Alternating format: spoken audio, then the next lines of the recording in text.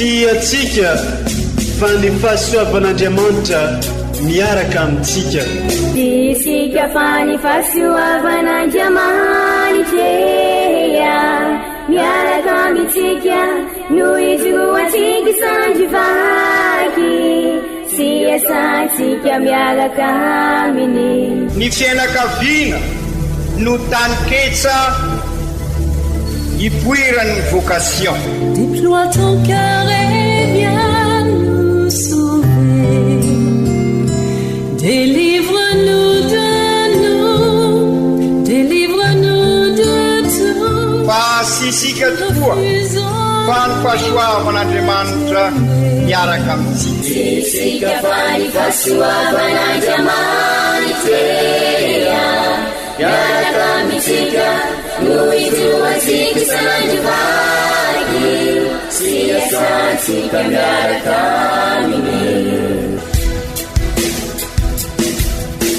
Fa olo raika tokoatran'isika ao aminy, fianakaviana iray ao aminy, sy misy hevitrevitra ny olo no mampizara indraindray, fa Andriamanitra i Jesoa lay mpiantrony tsara ran'olotra ny aina olo raika, ary ao amin'ny fiangonana ao amin'ny eglizy dia sambatra antsika mahasapa an'izay.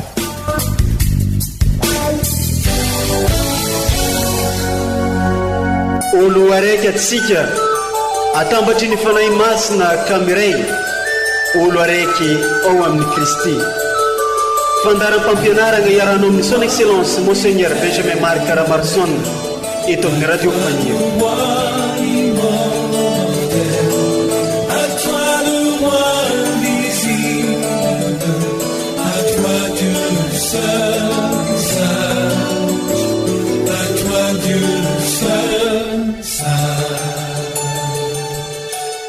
Ankafalena sy ankaravona trano analoranay fiarabagna sy firarentsoa ho atsika jiaby izay magnaraka sy mandray atrano ireo fandarana maro samihafa miainga avy amin'ity onjam-peotsika radio Faniry Maria ity, indrindra ireo fandarana maro samihafa izay magnampy atsika amin'ny fiainana ny finoantsika sy magnampy atsika amin'ny fibeazana sy ny fagnabeazana eo amin'ny fiarahamonina. Mbola agnatin'ny varam-potoanan'ny Paka atsika, Paka izay nankalazantsika ny nandresen'i Kristy ny fahafatesana, ary tonga amin'izao herinandro fahafito mamarana ny fankalazana ny fetin'ny Paka izao. Ny lohahevitra omeny eglizantsika amin'ity alahady fahafito amin'ny fankalazana ny fetin'ny Paka ity dia ny hoe ny fiainana mandrakizay dia ny mahalala an'Andriamanitra. Magnampy atsika andiniky sy anakatra izay ny lohahevitra izay ny tononkira fidirana nalaigny tamin'ny Salamo magnano hoe: enoy ry tompo ny fehiko miantso anao, oy ny foko taminao, mitady ny endrikao aho, ny endrikao ry tompo no tadiaviko, azafenanahy ny salovantavanao. Alleluia. Ndeha aro enontsika sy oraisintsika ampinoanareo vakiteny masina omeny eglizantsika amin'ity alahady fahafito amin'ny fankalazana ny fetin'ny Paka taona A 2024 ity, izay arahiny fampianaran'ny ray aman-drenitsika dia Monseigneur Archevêque Benjamin Marc Caramarson.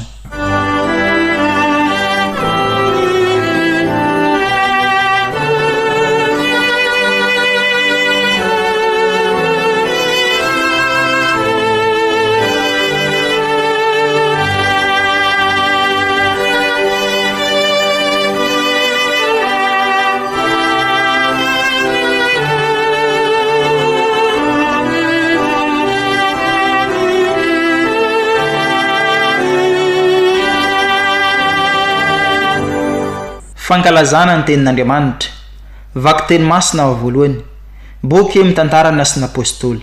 Tamin'izany andro izany no nitafakatra any an-danitra i Jesoa dia niverina tany Jerosalema ny apôstôly avy teo amin'ny tendrombohitra atao hoe Oliva, izay lalina azo alea sabata raha eo Jerosalema.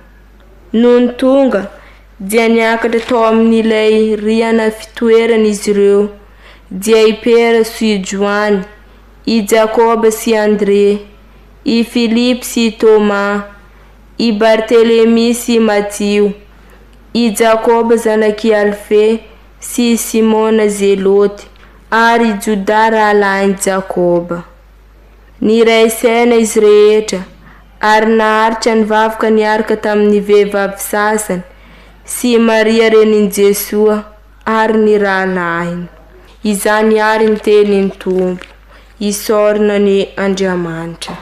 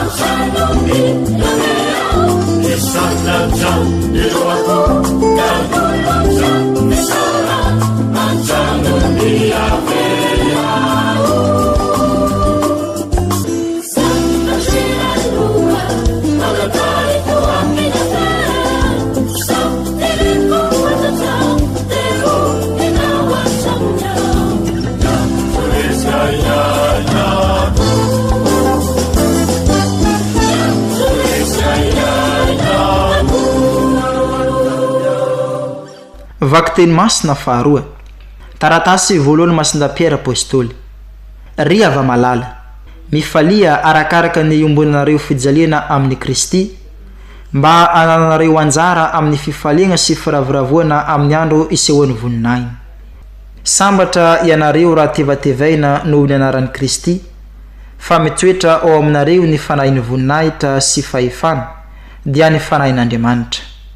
Oka tsy hisy mijaly ao aminareo noho izy mpamon'olona, na mpangalatra, na mpanao ratsy, na mpitsiririritra fananan'olona, fa raha noho izy kristianina kosa no ijaliana, dia oka tsy homenatra amin'izany izy, fa voamaika anome voninahitra n'Andriamanitra azy noho izany anarana izany. Izany ary ny tenin'ny Tompo, isorana ny Andriamanitra.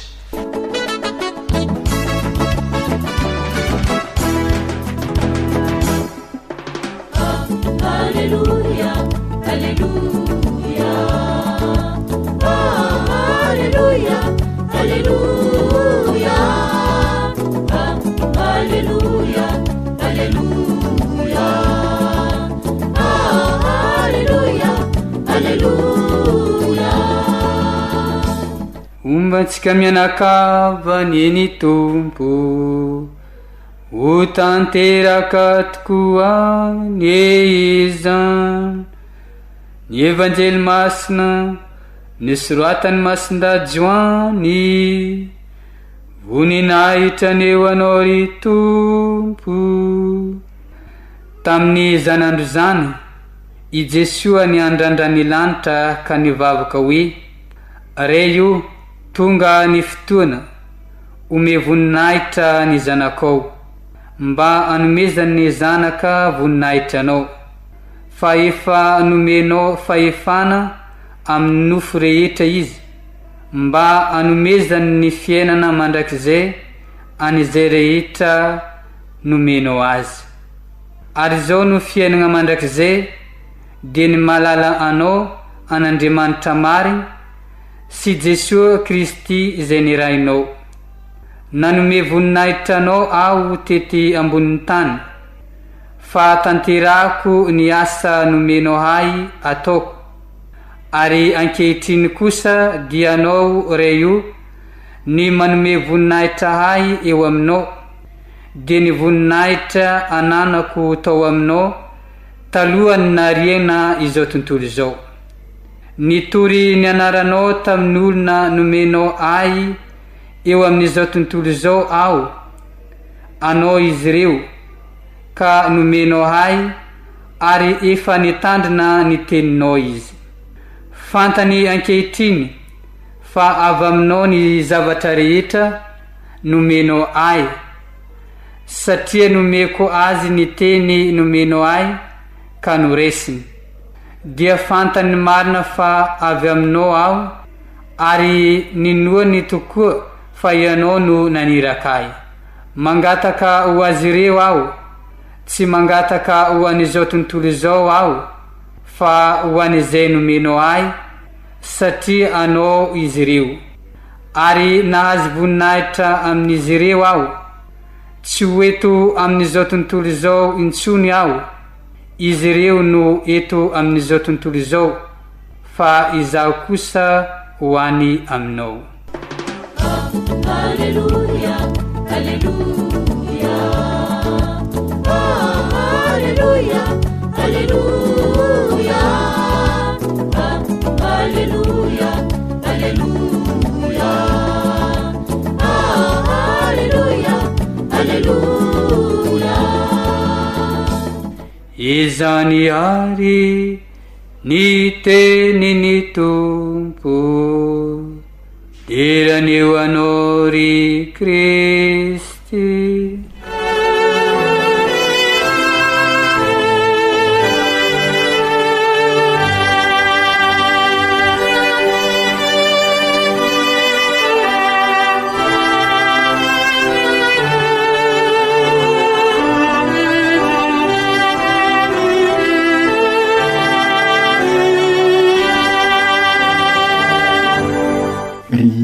Kristianina ava-malala marina mandalo fotoana sarotra tokoa ny fiainantsika, na ny eto toerana na ny velany. Samina eno ny afatra na avy amin'ny commission justice epetsika na ilay afatra avy amin'ny fivondronam-beny eveka izay nampisongadina fa tena ao anatin'ny krizy maro lafo tokoa isika menakavy, ary krizy izay tady anapotika tokoa ny fiainantsika. Ho indrindra raha fitinina zay afatra zay miariary ny fantrana lalina sy amin'ny lafiny maro izay mampikaikaika tokoa atraizatraiza seka ny lafiny rehetra misy no isehon'ny fantrana mahazo antsika, na ara-toekarena zany, na ara-piarahamonina, na ara-pitondrana sy toe-saina, ara-tontolo iainana, miova sy kelikely hatramin'ny kolosaina azy izay manefy ny fomba fisainana sy ny fomba fiainana ary ny fomba fifandraisana, ary miova hatramin'ny fiainona ny feon'ny fieritreretana izay miavana sy kelikely amin'ny vonoolona sy erisetra, fisaram-bahoaka, kolikoly, fanariana ny jaza nateraka, alatra masony varira, ny tolapaty, doratanety, fanondranana ny sokosokony harem-pirenena, ny fidorohana, ny zava-madomelona sy ny sisa sy ny sisa. Lay fandalan'ny malagasy ny aina dia nivadika olokolosaina mpahafatesana, lasa kolosaina sy kelikely ny kolikoly sy ny firarahina ny hafa, ary tonga hatramin'ny sy firarahana ny lalàna sy ny sy fampiainona ny mpitondra sy ny vahoaka na ny vahoaka samy vahoaka. Ny mpitondra sy ny tompona andraikitra izay natao anome ohatra no miova toe-saina voalohany any ka manaraka ho azy ny vahoaka. Ny maha olona misy no mikorontana araka ny fomba fizirin'ny papa Benoît fa 40 tamin'izay fotoan'izay ary amafisiny ireo fampianarana ataon'ny papa Léon fa 14 fa indrindra moa tamin'izy taty Afrika. Manampitrotraka an'izany ireo fampanantenana maro izay sy tanteraka ka mampiravoravo tanana ny vahoaka na mampanaonao foana azy miakabidy sy miato sady aingana ny zavatra ilain'ny vahoaka andavanandro. Masaro tena ho sy misy mpitodika ny olany ny mpamboly sy ny mpiompy mialafo hatrany ny fampianaran'ny zanaka ary miagoragora azy ny fanabiazana mitombo hatrany ireo very asa sy sianasa miapotika hatrany ny lalana ery Madagasikara sy ahitana mba olana maharitra ny fahisaranany vahoaka amin'ny jiro sy ny rano sy ny maro hafa. Ny tena mampalahelo dia tafiditra ao anatin'ireo ny kristianina sy ny mpivavaka any ka sy tantaratra esony mahafanasina sy fahazavana ny mpianatry ny Kristy sy ny mahavavolombelona azy. Singanina manokana koa ny tontolo iainana izay miapotika hatrany samy milaza miara-mahitsika raha milaza izany aho nefa sy mataitra ny maro na ny mpitondra na ny vahoaka. Maika ny fampiarana ny lalàna sy ny fanasaziana mafy ireo mpandravan'ny tontolo iainana. Ezaka hifarombona ny rehetra ny fanentanana momba ny tontolo iainana.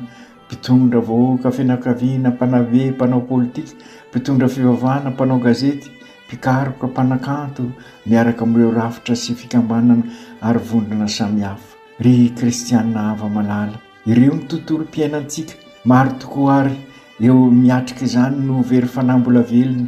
Ry kristianina havana, raha izao tontolo izao tokoa no ijerenana izany rehetra izany dia kivy sika ary miravoravo tanana.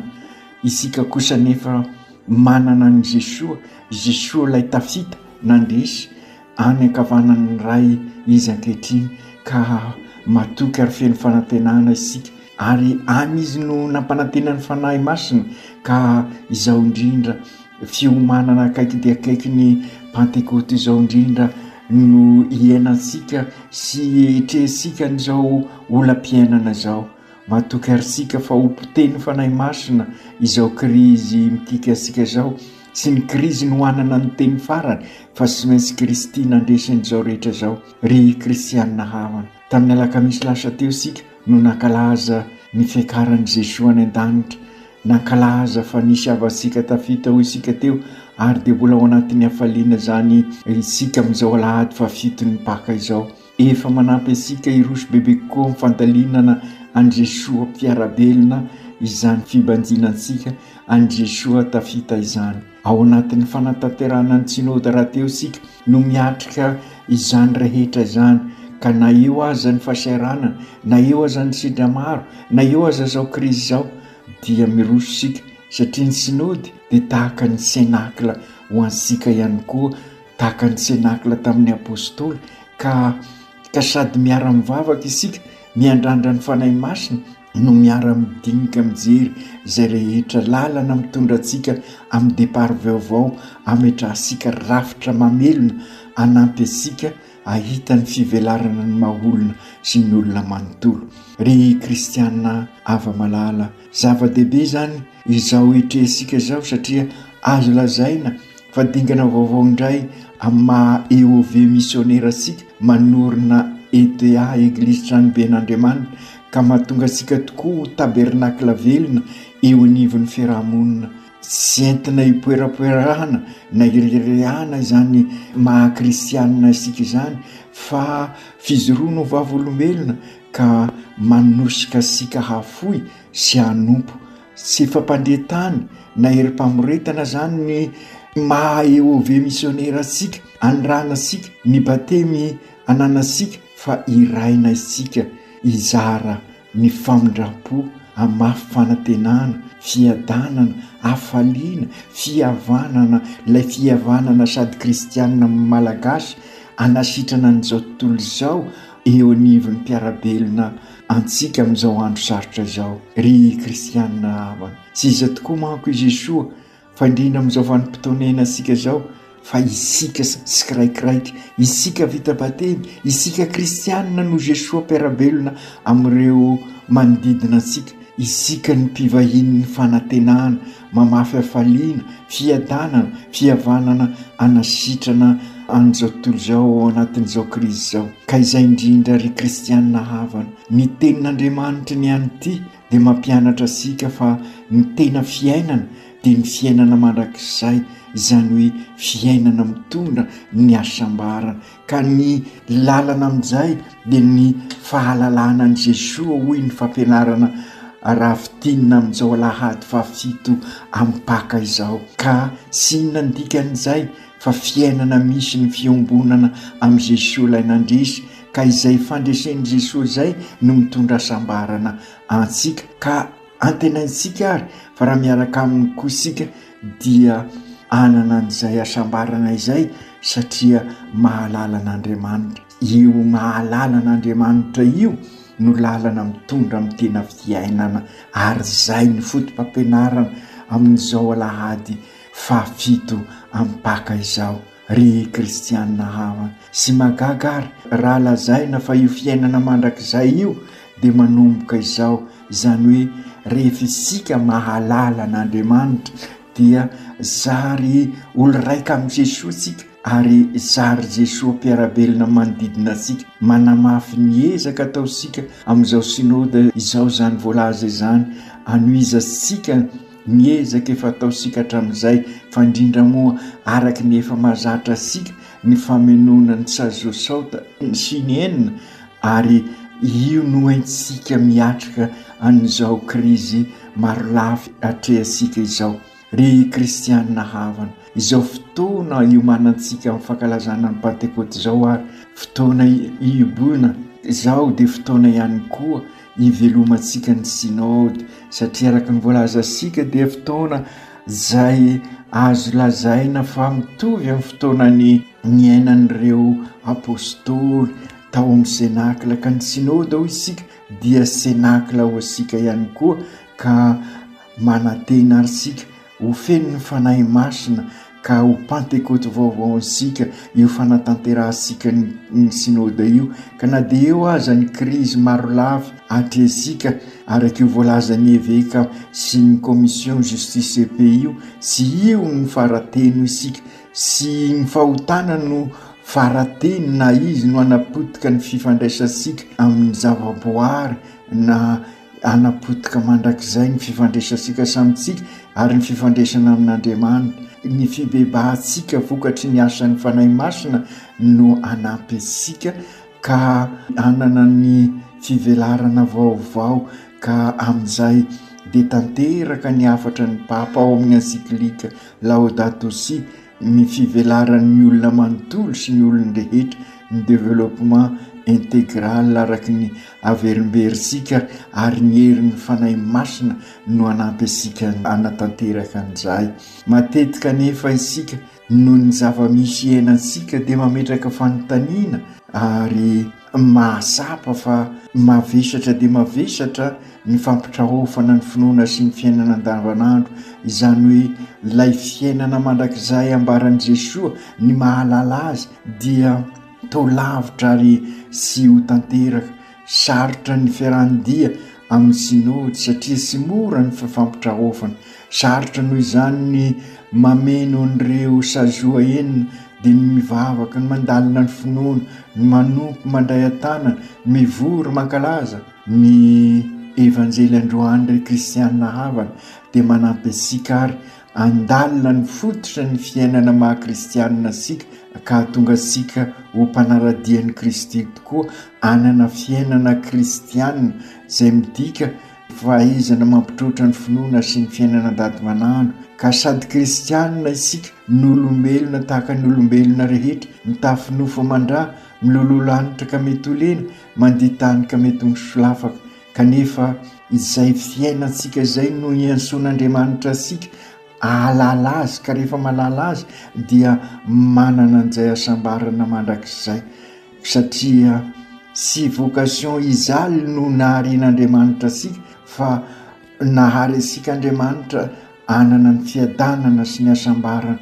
Ka noho izany sy izao krizy izao no fiainana no harian'Andriamanitra asika, fa fiainana miombona aminy. Ahona ary no hafahasika mameno ny reosiny, ka tonga asika anana fiainana miombona amin'andriamanitra ahatonga antsika ayana tanteraka ny afatra ny synody izany hoe eglizy olo velomin'ny batemy miombona miara-dalana mandray an-tanana ka iraina ho misionera tabernakla velona i Jesosy ao amin'ny evanjely androany dia nanao vavaka ho an'ny mpianatra ho indrindra izy raiko tonga ny fotoana ome voninahitra ny zanakao mba nomezan'ny zanaka voninahitra anao fefa nomenao fahefana amin'ny nofo rehetra izy mba hanomezan'ny fiainana mandrakizay an'izay rehetra nomenao azy ary zao ny fiainana mandrakizay dia ny mahalalanao any Andriamanitra marina sy Jesosy Kristy izay nyrainao ry kristianina havana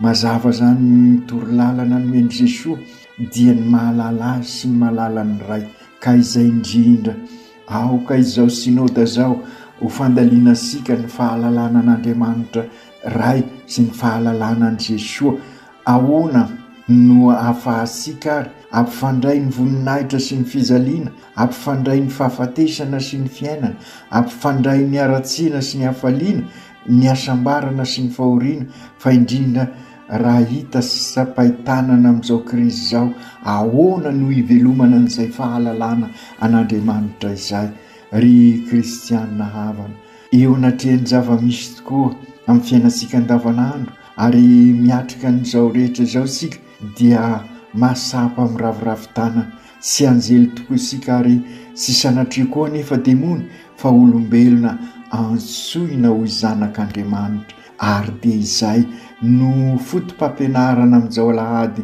fa fitony baka izao ka ny fahalalana ary dia vokatry ny fanahy masina ka izay indrindra ny fanahy masina no trait d'union ny lakle ny fampitohizany ny reo resaka rehetrarehetra reo ka io trait d'union ny fanahy masina lay lakle lay avocat mpisolo vava no mampivondrona ireo fahasarotam-piainana andavanandro iainansika ireo ao anatin'ny voninahitr'Andriamanitra ry kristianina havana sarotra amintsika tokoa ny andray ny hafaliana sy ny fiadanana ao amin'i Jesosy sarotra amintsika amin'izao fiainana izao nihiditra amin'ny voninahitr'Andriamanitra raha ny forsa sika ary sy ho vitasika ary sy ho azon'izao tontolo izao ka ny lakle ary averina eto mampifandray n'ireo rehetra reo dia ny fanahy masina ary izany no indraindray isika amin'ny fankalazana ny Pentekoty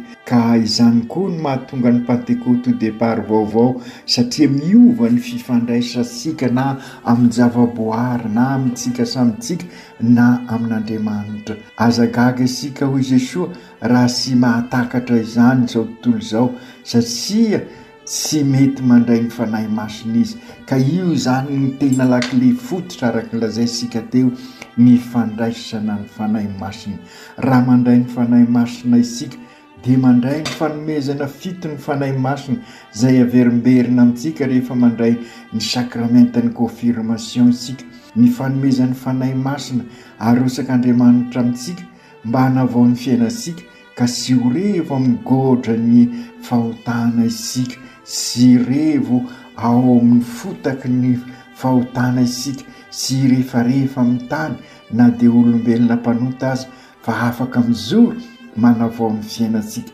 zay no vokatry ny fanahy masina avozon'Andriamanitra tokoa ny fiainantsika no ny fanomezan'ny fanahy masina izay resitsika sy ny godra ny krizy zany no hanapotika ny fiainantsika fa omen'Andriamanitra ny otorotiny fanahy masina isika mba ho tody soamantsara amin'izay fiainana zanak'Andriamanitra zay dia ny AEOV missionnaire sika manorina eglizy tranoben'Andriamanitra araky ny fampianaran'ny Papa François ao amin'ny Laudato Si ka zary lanitra vao sy tany vao ny fiainantsika ry kristianina havana mivaky teny voalohany iny ihany ity tokoa manambara fa ny ray saina izy rehetra vokatry ny fiavozana ary naharitra ny vavaka izany maha eglizy ny eglizy fampianaranao asika izany ka oka ho vokatry ny fanahy masina anana ny faharetana mivavaka isika ary araky ny tsapasika dia io vavaka io ny sy ny voalohany sy azo voalohany ary dia irariana anomboka ao amin'ny fianakaviana eglizy kely izany faharetana mivavaka izany. Raha mivavaka miray saina isika dia miova ny fiainansika sikiraikiraiky, miova ny diosesika ary zay ny dikany hoe synody miara-dalana, miray saina, miray mivavaka, miray dia ka iroso amin'ny fanorenana rafitra mamelona fa sy rafitra mamono isony. Eglizy ny eglizy raha mandalina ny finoana sazoa faharoa izay araky ny fantatra sika raha teo. Izany noezaka ataosika amin'ny dioseza amin'izao synode izao no tanterahisika tamin'ny fizanonana telo voalohany. Tonga izao ny fotoana amin'izao fizanonana faefatra izao andravina an'izany rehetra zany mba hahafahasika andray atana, zany hoe manorina rafitra ahitasika fivelarana manontolo sy maholona manontolo ka kristianina sika tokoa. Ametraka torolalana pastoraly sika ka sy andeha anjambany sony eo amin'ny fiainansika fa araky io afatry ny asany apôstôly io dia mba ho eglizy miray maharitra mivavaka sy miray saina, sy ho tokantrano miony sony zany fa tena tompony mamelona sika. Raha sokafasika ny fosika ka mandray ny fanahy masina dia io lay fiainana ambaran'i Jesosy, fahalalana Andriamanitra ary ny fahalalana an'Andriamanitra ny fiainana mandrakizay ho ilay fiainana misy an'Andriamanitra, ho ilay fiainana velomin'ny finoana ary solovin'ny fanahy masina ny fiainansika ka halalana an'Andriamanitra tokoa isika. Sy akandrona fosiny zany sy ny fahaizana ny credo fosiny ny fahalalana an'Andriamanitra fa malala isika raha ny mason'Andriamanitra no izeresika n'izao tontolo izao, raha ny fon'Andriamanitra no mitempo ao amintsika ao ka hitiava sika n'ireo manodidina antsika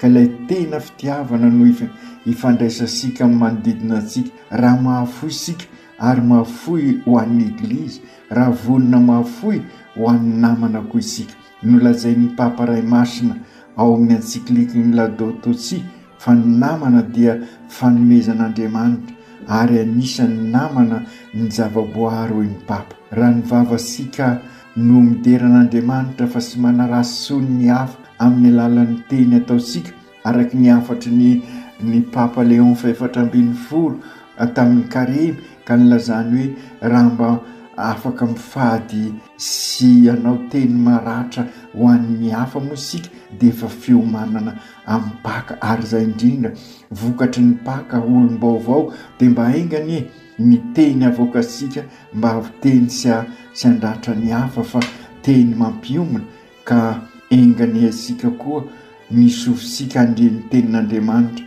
dia fantasika ny anjara toeran'ny Baiboly eo amin'ny fiainansika. Raha mampiseho fa kristianina zany isika ka manao ny asan'Andriamanitra dia izy ny anao ny asa sika sy ny famantarany azo fizaliana ataosika eto ivelany fosiny zany fa isika mifikitra amin'ny azo fizaliana ka raha miara-maty amin'ny Kristy amin'ny fahotany isika dia hiara isangana aminy koa. Izay indrindra no ambaran'ny Masindahy-Piera amin'ny vakiteny faharoany ihany ity. Ry hava malala, mifalia arakaraky ny ombonanareo fizaliana amin'ny Kristy mba hananareo anjara amin'ny fifaliana sy ny firavoravona amin'ny andro isehoany ny voninahiny. Sambatra ianareo raha tevatevaina noho ny anaran'i Kristy fa mitoetra ao aminareo ny fanahin'ny voninahitra sy ny fahefana dia ny fanahin'Andriamanitra. Imbesaka isika ny manontany hoe inona no ahafantarana fa kristianina isika, izany hoe Jesosy mpiarabelona amin'ny olona, sy hoe mitady tevatevaina isika ary sanatria sy manarasy olona fa mahalala an'Andriamanitra ka sy tian'ny demony fa mizoro vavolombelona eo anivon'ny fianakaviana, eo anivon'ny fiarahamonina sy ny toeram-piasana ary eo anivon'ny sekoly misy antsika anambara fa Jesosy ny fiainana, i Jesosy no asambarana. Ny fahaiza-miainany maha-kristianina no azahoana ny tena asambarana marina ka na dia mety manahirana zany araky ny voalazan'ny Masindahy-Piera io dia izay ny lalana mitondra ny fiombonantsika amin'ny Jesosy. Ry Jesosy amin'izao famaraparana ny fankalazana ny Paka izao dia ambaranao mazava fa ny tena maha-kristianina anay dia ny fiombonanay aminao. Koa engany ny fanahinao masina izay ankalazanay amin'ny alahady ho avy izao ny fidinany tamin'ny apôstôly mba hidina aminay ka amin'izay anao ny asan'andriamanitra tokoa izahay ka ianao Jesoa anao ny asanay ary ho lavorary satria lavorary ianao. Mivavaka manokana ho an'ny voatokana isika menakavy satria amin'izao alahady izao no anao ny fionambe toy ny fanao ny isataona izy ireo ka mba ho senakla ho azy ireo tokoa ny fifampitrahofa nataon'izy ireo fa indrindra amin'izao fiatrehana ny sinôda izao ka ho voatokana miara-dalana miomana mandray an-tanana iraina ho tabernakla velona tokoa izy ireo. Engany izy ireo anambara amin'ny fanokana tenany fa ao aminao ry Jesoa no antena fiainana sy tena sambarana ka ho tanteraky sahady ilay nampianarinao anay andrano hoe ny mahalalan'Andriamanitra ny fiainana mandrakizay. Hitombo fahafalalananao any izy ireo mba hampapafantatra amin'ireo manodidina azy. Izay kristianina kosa no Jesoa velona eo anivon'izao tontolo izao anohy ny asa famonjenana tomboka ao Jesoa joky. Ka engany ilay fanahy fankahirezana, ilay fanahy mpanazava, ilay fanahy mpanavao nalefanao eo anivonay mandrakarivo mba hahaizanay tokoa mampitroatra ny finoana sy ny fiainana andavanandro. Ry kristianina havana ao anatin'ny asivininandro endasana ny fanahy masina isika izao ka hitodika amin'ny masiny Maria renin'ny Eglizy. Mivavaha ao anay mba hiova ny fonay ka hibebaka tokoa. Jesoa zanakao anie no anjaka aminay ka hitondra ny fihavanany sy ny fiadanany izahay fa tsy izay omeny izao tontolo izao. Masinday Josefo ray mpiaron'ny Eglizy eran-tany ianao ka mivavaha ny fianakaviana mba ho zary Eglizy kely tokoa. Aoka tanteraka izany amin'ny anaran'ny Ray sy ny Zanaka sy ny Fanahy Masina. Amen.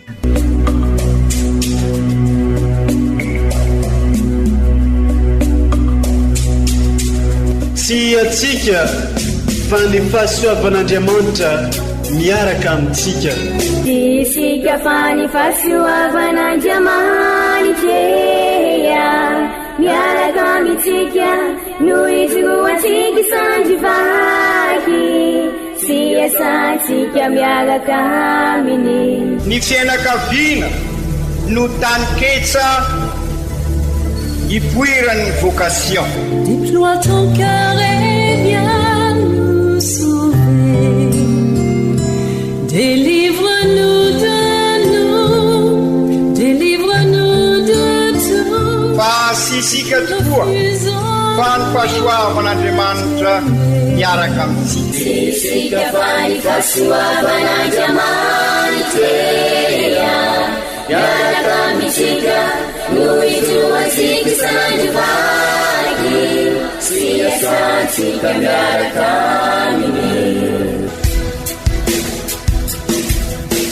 Fa olo raika tokoatran'isika ao aminy, fianakaviana iray ao aminy, sy misy hevitrevitra ny olo no mampizara indraindray fa Andriamanitra i Jesoa lay mpiandrony tsara ran'olotra ny aina olo raika ary ao amin'ny fiangonana ao amin'ny Eglizy dia sambatra antsika mahasapa an'izay.